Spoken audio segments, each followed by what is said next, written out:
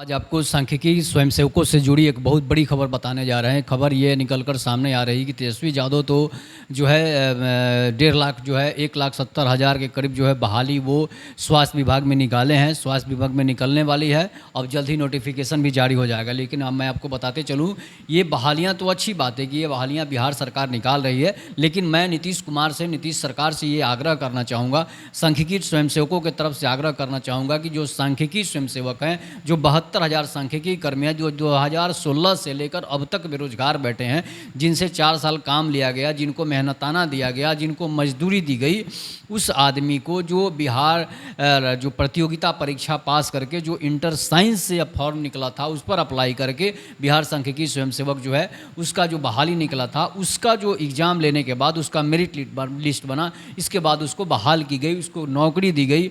और वो भी नौकरी जो है 2-3 बार ही मात्र दी गई। 4 सालों में मात्र 2-3 बार ही काम दिया गया, जिसमें फसल कटिंग था, क्रॉप कटिंग था, इसके बाद जन्म प्रमाण पत्र बनाना था, इसके बाद आर्थिक गणना करना था। तो उसके बाद जो है सरकार उसको कभी 9,000, कभी 10,000, कभी 13,000 ऐसे करके रुपये दी। उसके बाद जो है ना उसको मेहनताना मिला, ना मंथली मिला, ना उसको कोई सालाना मिला, लेकिन जब तक काम था तब तक 9 पैसे मिले। इसके बाद जो है बिहार सरकार अब तक उसको बेरोजगार रखी है। आप टोला सेवक जाति के नाम पर बहाली कर देते हैं, और टोला सेवक जो है इसलिए कि दलित समाज का होता है, इसलिए उसको आप नौकरी दे देते हैं, उसको 60 साल कर देते हैं, उसको मंथली देते हैं, जिसका कोई काम ही नहीं होता है टोले में।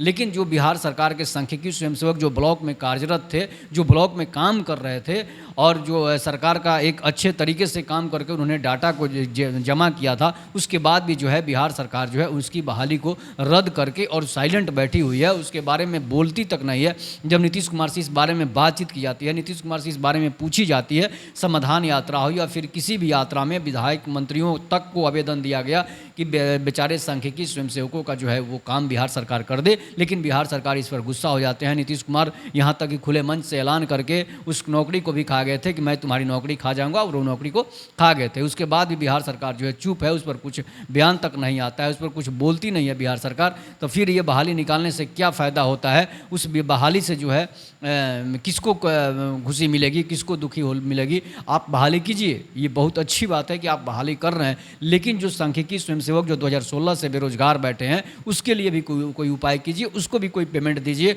और उससे भी आप काम लीजिए, ताकि जो लोग ट्रेंड हैं, जो ट्रेनिंग किए हुए हैं, उनको 7 दिन की ट्रेनिंग हुई थी, इसके बाद जो है उनको क्षेत्र आवंटित किया गया था। लेकिन मैं आपको बताते चलूँ कि इसके बाद सांख्यिकी स्वयंसेवकों की नौकरी खुले मंच से ऐलान करके नीतीश कुमार खा गए। उसके बाद जो है सांख्यिकी स्वयंसेवकों ने हाई कोर्ट में जो है याचिका डाली, उस याचिका को भी खारिज कर दिया गया, विधानसभा में भी याचिका को खारिज कर दिया गया। तो फिर जो है नीतीश सरकार जो है आखिर क्या चाहती है?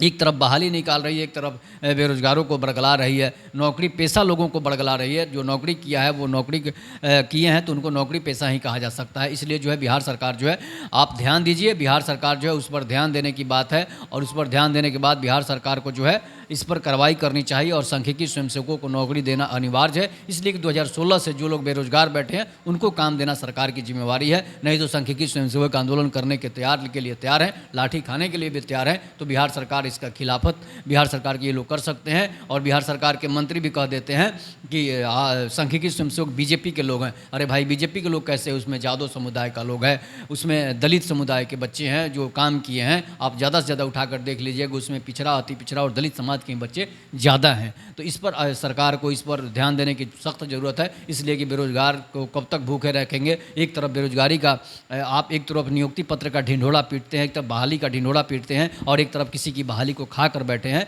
तो ये इससे जो है कुछ नहीं होने वाला है। इससे जो है आपका बेरोजगारी दूर भगाने का जो ये कार्यक्रम नहीं है, बेरोजगारी बढ़ाने का कार्यक्रम है। इसलिए आप सांख्यिकी कर्मियों को नौकरी पर ध्यान दीजिए। तब तक के लिए नमस्कार। जय हिंद, जय भारत, जय श्री राम।